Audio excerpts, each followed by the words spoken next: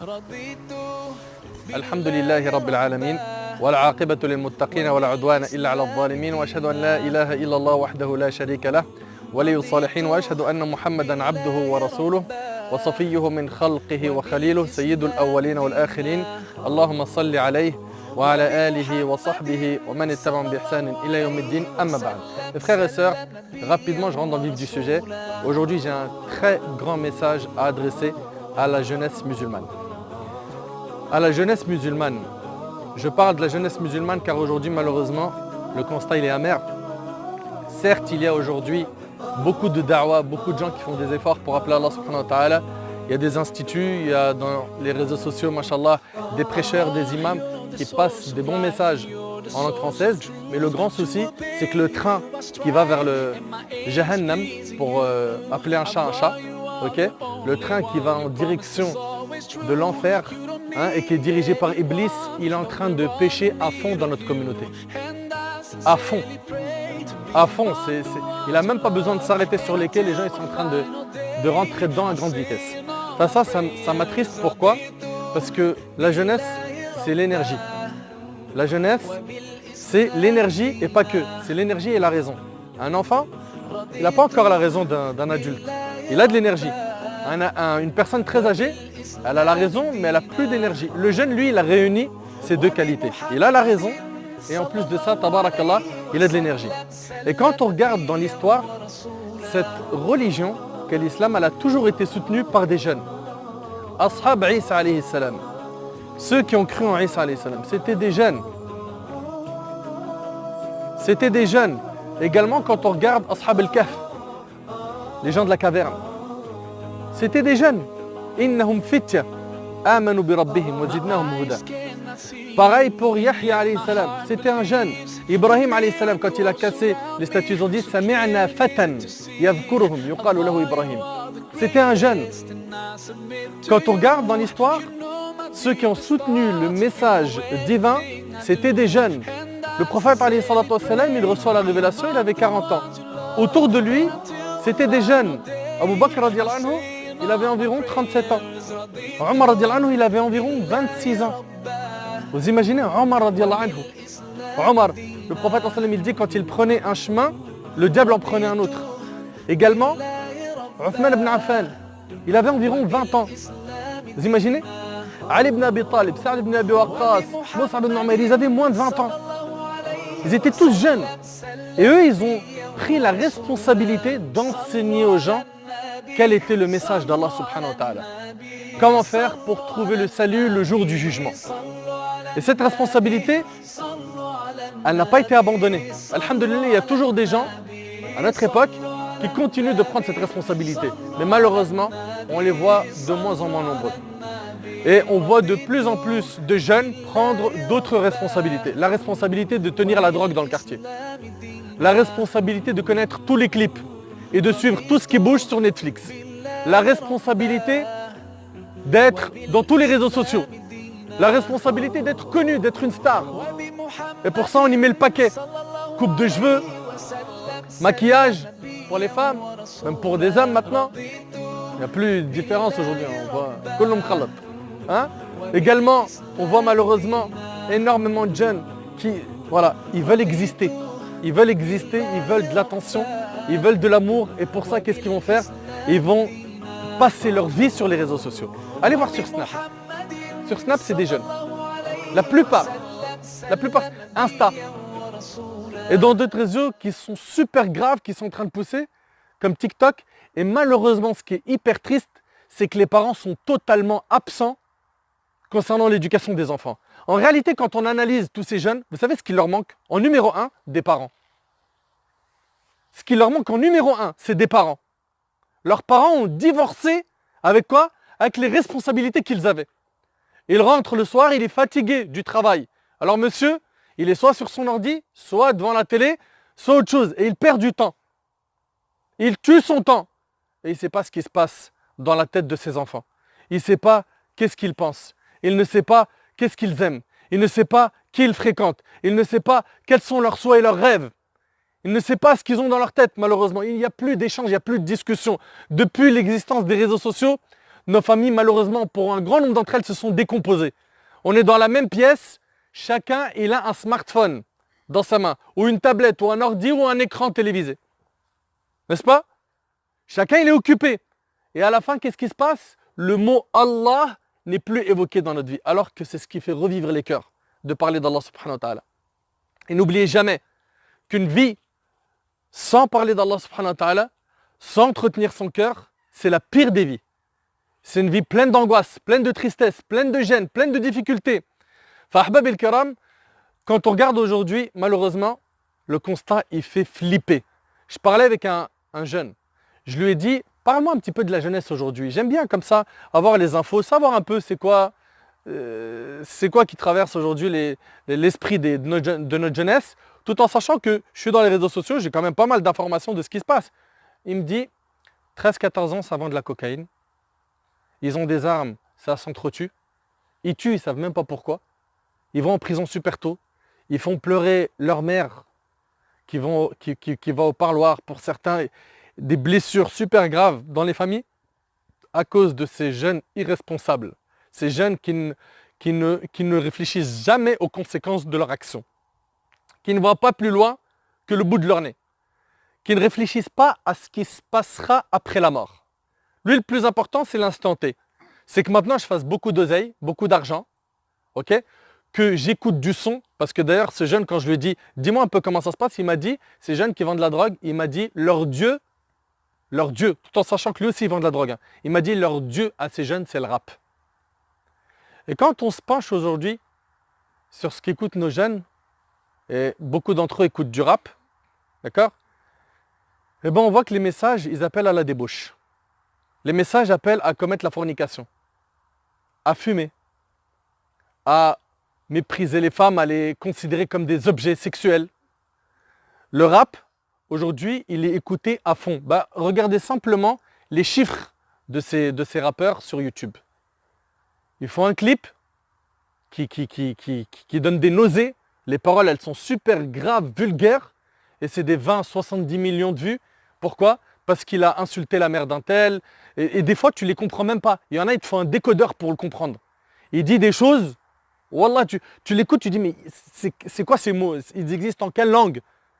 Parce qu'on a grandi dans la cité et on connaît le verlan, tout ça. Mais là, c'est plus du tout une langue qu'on connaissait. Et puis voilà, aujourd'hui, tu parles aux jeunes, t'écoutes qui? T'entends des noms, Yahi. T'entends des noms. Adjib, moi, je le jure par Allah Azzawajal que je ne connaissais pas ces noms avant. Je vous le jure par Allah, je ne connaissais pas. On parle de Soul King. Wallah, je ne sais même pas Soul King, je ne sais même pas comment ça s'écrit. Est-ce qu'il veut le dire Soul King? Ou l'autre, PNL. Ou l'autre, il dit, non mais non, c'est Fianso qui déchire. C'est lui qui gère tout aujourd'hui. Et des noms comme ça à l'appel. Et ils poussent comme des champignons. Et ils ont des millions de moutons qui les suivent. Et qui les prennent pour modèle et pour exemple. Déjà, premièrement, ces jeunes, malheureusement, ils ont une perte de repères. Ils devraient suivre les vrais modèles qui vont les amener au salut après la mort, à savoir le prophète, à savoir les compagnons. Et ces meneurs-là, ces rappeurs, qu'ils se repentent auprès d'Allah. Wallahi al-azim, je le jure par Allah qu'ils me font de la peine. Ils me font de la peine parce qu'ils sont en train de s'autodétruire.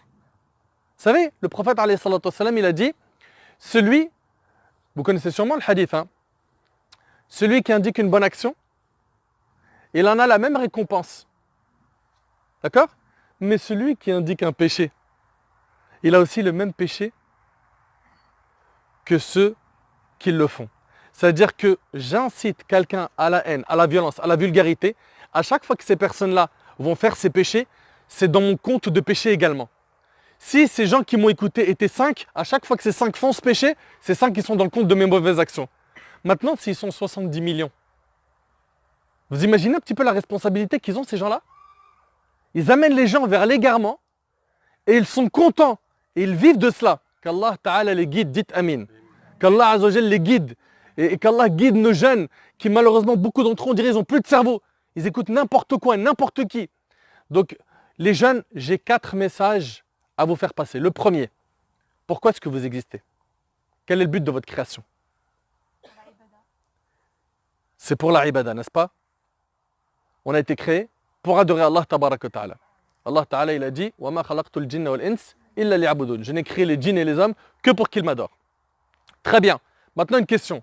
Est-ce que tes actions, tes paroles, tes agissements sont conformes à ce qu'Allah subhanahu wa ta'ala a demandé?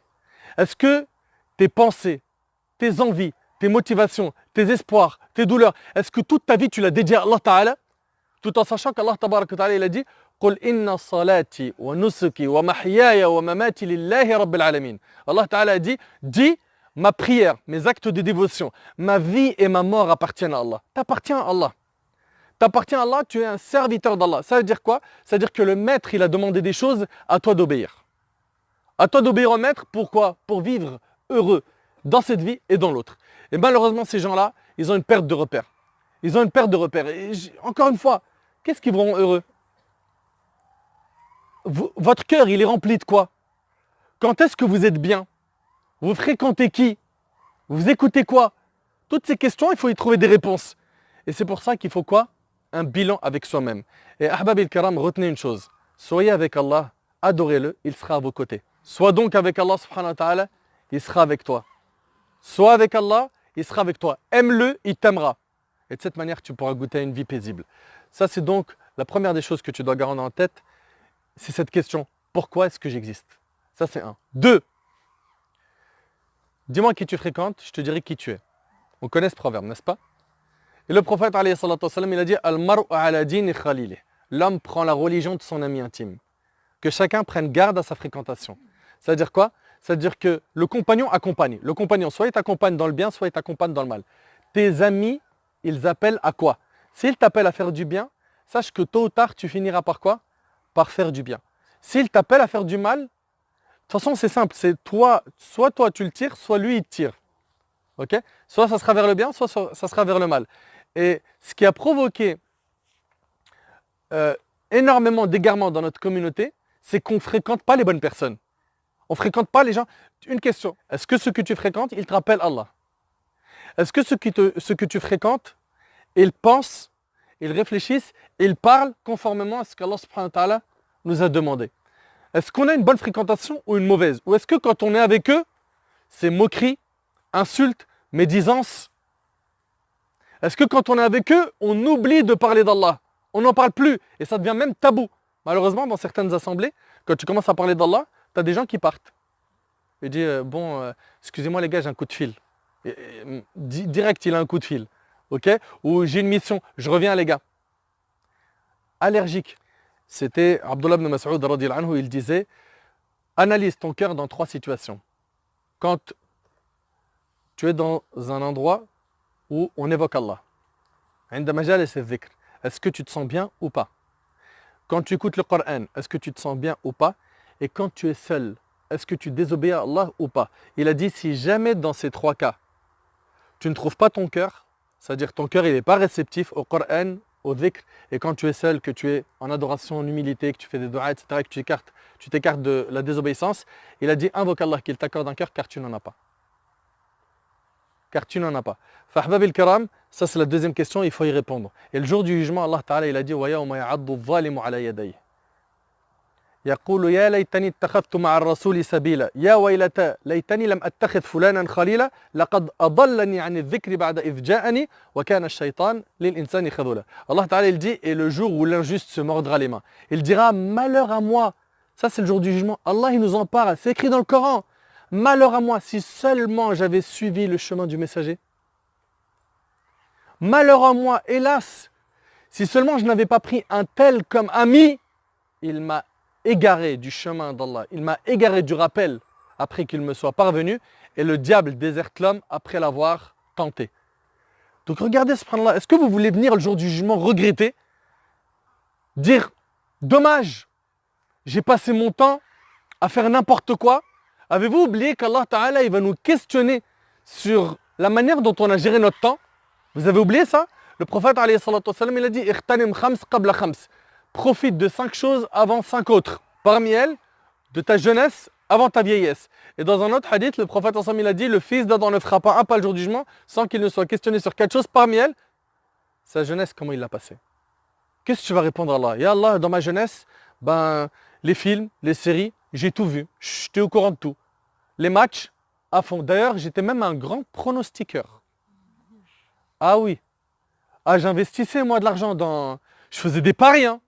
Je mettais des 2000 € comme ça pour un match. Bien sûr. Tu vas dire ça à Allah?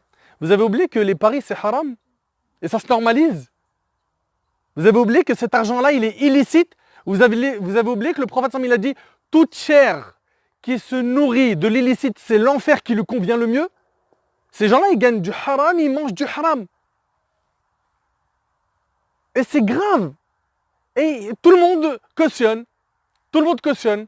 Et puis on regarde aujourd'hui, malheureusement, quand on regarde malheureusement, et je vais m'attarder sur l'histoire des réseaux sociaux et ce qu'ils regardent, ils regardent n'importe quoi. Même des gens qui n'ont pas de message. Des gens qui n'ont pas de message. C'est-à-dire, il y en a, ils ont des messages diaboliques. Il y en a, il passe son temps à galérer et il est sur Snap du matin au soir. Ajoutez-moi, hein, ajoutez-moi. Pourquoi je t'ajoute? Pourquoi? Qu'est-ce que tu vas m'apporter? Ajoutez-moi. Et c'est des millions de vues. Et quand tu regardes leur story ou bien leur compte Insta, analyse. Alors, soit il essaye de te faire rire, ok? Soit il est en train de danser, il met du son, après il danse, et tu vois 200, 500 000 vues. Qu'est-ce qu'ils ont dans la tête, ces gens? Vous regardez des gens qui sont en train de tuer ce que vous avez de plus cher, votre capital, votre temps libre. Le prophète, alayhi salatu wassalam, dans le hadith rapporté par le Bukhari, il a dit, il y a deux bienfaits. Il y a deux bienfaits qui ne sont pas appréciés à leur juste valeur. Le temps et la santé. Combien de personnes vont demander une deuxième occasion de revenir sur terre pour œuvrer? Comme Allah Ta'ala, il en parle dans le Coran. Ils diront, Rabbi rji'oun, la'alli a'malu salihan fima tarakt. Oh Allah, fais-moi revenir sur terre, afin que je fasse du bien dans ce que j'ai délaissé. Regarde, Allah Ta'ala, il t'a laissé combien d'années sur terre? Depuis combien d'années tu es musulman, musulmane? Depuis combien d'années tu pratiques ta religion? Et maintenant que tu as fait ce bilan, est-ce que tu l'as pratiqué correctement ou pas? Est-ce que la prière, tu l'as fait ou pas? Le fajr, tu es debout ou pas? Le Coran, tu as une relation avec ou pas? Combien de fois tu ouvres le Coran, toi qui prends ton téléphone 400 fois par jour pour le regarder même si tu n'as pas de message? C'est un réflexe. Toute la journée, on est comme ça. Ça y est, on a délaissé ce qui est le plus important, à savoir la religion, qui va nous apporter un apaisement, une paix intérieure et qui va nous apporter la vraie joie. Et on s'est tourné vers tout ce qui tue la vie. Tout. Les gens aujourd'hui, ils snappent tout. Il est devant, comment ça s'appelle, une sandwicherie. Il a pris un tiramisu. Regardez, c'est aux noix de coco. Il est en train de manger une glace. Regarde. Il a écrasé la boue. Regarde, j'ai de la boue sur mes baskets. Ah, t'as de la boue? Même moi, tu sais. Et ça devient une discute. Et pendant 40 minutes, 1 heure, ils sont en train de parler de la boue de ses baskets. Mais c'est affolant. Wallah, les frères, c'est affolant. Mes sœurs, réveillez-vous. Ne soyez pas de ceux qui tuent leur temps. Réseaux sociaux, oui, avec modération. D'accord? Vos enfants, Allah ibarik fikum, surveillez-les. Un smartphone, il a 11 ans. Il a déjà Snap, il a Insta, et il est là. Au début, tu le vois, le petit avec des filtres. Il est en train de faire des oreilles de lapin, un nez de clown. Il met des petites musiques, tout ça. Mais tu ne sais pas, il va tomber sur quelle fréquentation. Tu ne sais pas qui va l'inciter à faire quoi. Enfin, c'est pour ça, Ahbab el-Karam, il faut qu'on profite de notre temps, Allah ibarik fikoum. Troisième message, après avoir parlé de la fréquentation, c'est: est-ce que tu es fier d'être musulman? Est-ce que tu es fier d'être musulmane? Dans une époque où malheureusement, je le dis, et il faut le dire, l'islamophobie est en train de se répandre. Malheureusement, il y a des amalgames. Malheureusement, on est pointé du doigt. Grâce à Allah, tabaraka wa ta'ala, il y a quand même des gens qui sont accrochés à leur dîn, bien qu'il y a des tentations, bien qu'il y a des fitanes, etc. La question que je me pose, es-tu fier d'être musulman? Es-tu fier d'être musulmane en ces temps qui courent? Ou est-ce que tu te dis, franchement, Akhi, hijab, ouais, tu sais quoi, je pense je vais mettre un bandana, ou tu sais quoi, non même pas. Je vais mettre juste un petit bandeau, parce que ça commence à devenir trop, et puis voilà, on est quand même chez eux. Tu es chez toi, tu es né en France. Et là, il faut qu'on se mette d'accord, hein. Vous êtes tous français. Que vous le vouliez ou non, vous êtes né en France. D'accord? Fa'Allah ibarik fikum, puisque vous êtes chez vous, et ben vous marchez avec respect avec les gens. Et puis, tu as le droit de marcher avec ton hijab, ma soeur. Marche avec fierté. Mon frère, pareil. Rien ne t'empêche de laisser pousser ta barbe si tu souhaites la laisser pousser, et continuer à vivre votre vie. Et montrer le bon comportement, montrer que être musulman, c'est pas être quelqu'un de sombre, c'est pas être quelqu'un qui ne sait pas comment dire, vivre avec les autres. Non, ça, il faut impérativement être fier de soi, d'accord, parce qu'on est musulman, on est fier de ce que l'on est, et aussi, on ne suit pas comme des moutons n'importe quelle mode, n'importe quelle personne qui lance n'importe quelle mode, et puis tu vois tout le monde comme un mouton derrière. Un tel parmi les rappeurs, il fait tel signe, tout le monde fait tel signe. Un tel parmi les chanteurs, il dit telle parole, ça devient le mot-clé de toute notre jeunesse. C'est quoi ça? Et pour finir, et là je m'adresse surtout aux hommes et aux garçons, est-ce qu'être un homme, c'est écouter du son à fond, se la raconter, mettre toujours les plus beaux vêtements? Est-ce qu'être un homme, c'est de commettre la fornication, aller en soirée, fumer, avoir énormément d'argent de provenance illicite? C'est ça être un homme pour toi? C'est ça être un bonhomme? Est-ce qu'être un homme, c'est s'embrouiller, avoir des ennemis partout, avoir des armes, avoir des problèmes avec l'État, avec la police, avec tout le monde? C'est ça être un homme? Allah tabaraka wa ta'ala dit Fi buyutin adina Allahu an turfa wa yudhkaru fiha ismuh yusabbihu lahu fiha bil ghuduwi wal asali rijal. Quelle est leur description? رجال لا تلهيهم تجارة ولا بيع عن ذكر الله وإقام الصلاة وإيتاء الزكاة يخافون يوما تتقلب فيه القلوب والأبصار. Allah tabaraka wa ta'ala, il dit dans des demeures, donc dans des maisons, les mosquées, qu'Allah a permis qu'elles soient établies et dans lesquelles yusabbihu fiha, le glorifier en elles, des gens le matin et le soir. Ok, et puis après Allah subhanahu wa ta'ala il dit Rijal, les hommes, les vrais hommes, il nous dit Azza wa Jal, La tulhihim tijara wa la bay' an dhikrillah. C'est des gens qui, ni le commerce, ni le troc ne les distraient de l'évocation d'Allah. L'argent, le business ne les fait pas oublier Allah. Et aujourd'hui, malheureusement, on a trop de portes qui se sont ouvertes qui nous font oublier Allah. Les vrais bonhommes, c'est ceux qui n'oublient pas Allah pour dunya. Wa iqam as-salat, et qui accomplissent la prière. Wa ita zakat, et qu'ils s'acquittent de la zakat. Yakhafuna yawma. Les vrais hommes, c'est ceux qui ont peur d'un jour où les cœurs, yakhafuna yawma, tataqallabu fihi al-qulub wal-absar, où les regards et les cœurs seront bouleversés. Voilà les vrais bonhommes. Fallah ibarik fikum. Si jamais vous êtes reconnu dans le monde de l'insouciance, dans le monde de la perte de temps, qu'on se ressaisisse et qu'on se repente. Et le prophète alayhi salatu wassalam, il a dit At-ta'ibu min adh-dhanb kaman la dhanba lah. Celui qui se repent d'un péché, c'est comme si qu'il ne l'avait pas fait. Alhamdulillah, c'est une bonne nouvelle. Et puis plus que ça, Allah Ta'ala il dit Illa man taba wa amana wa amila amalan saliha fa ulaika yubaddilu Allahu sayyi'atihim hasanat. Illa man taba, donc ceux qui se repentent, wa amana, cru, et ils ont fait des bonnes œuvres, ceux-là, Allah échange leurs mauvaises actions en bonnes. Qu'est-ce que tu veux de plus? Tu peux encore te rattraper. Alhamdulillah, tu as de l'énergie, tu as la santé, tu as la jeunesse. Reviens vers Allah Tabaraka wa Ta'ala, mets une croix sur cette vie d'insouciance. Toi qui vivais sans objectif, n'oublie pas que si l'ange de la mort il vient prendre ton âme, tu vas peut-être te retrouver à dire Ya Allah, laisse-moi une deuxième occasion. Donc avant que l'ange de la mort vienne prendre ton âme et qu'il soit trop tard pour nous, ressaisissons-nous et demandons à Allah subhanahu wa ta'ala de nous guider, invoquons Allah subhanahu wa ta'ala de nous faciliter de vivre sur l'adoration jusqu'à ce qu'il prenne notre âme. Invoquons Allah tabaraka wa ta'ala pour qu'il nous facilite d'avoir une bonne fréquentation qui nous aide à nous relever quand on tombe. Allah subhanahu wa ta'ala yanfa'ni bima qultu wa yanfa'akum bima sami'tum. As'alu azza wa jal an yahdi shababana. Allahumma hdi shababana ya Rabb. Allahumma hdi shababana ya Rabb. Allahumma hdina wahdi bina waj'alna sababan liman ihtada. وآخر دعوانا الحمد لله رب العالمين وصلي اللهم على نبينا محمد وعلى آله وصحبه وسلم وآخر دعوانا الحمد لله رب العالمين والله أعلم وبارك الله فيكم والسلام عليكم ورحمة الله.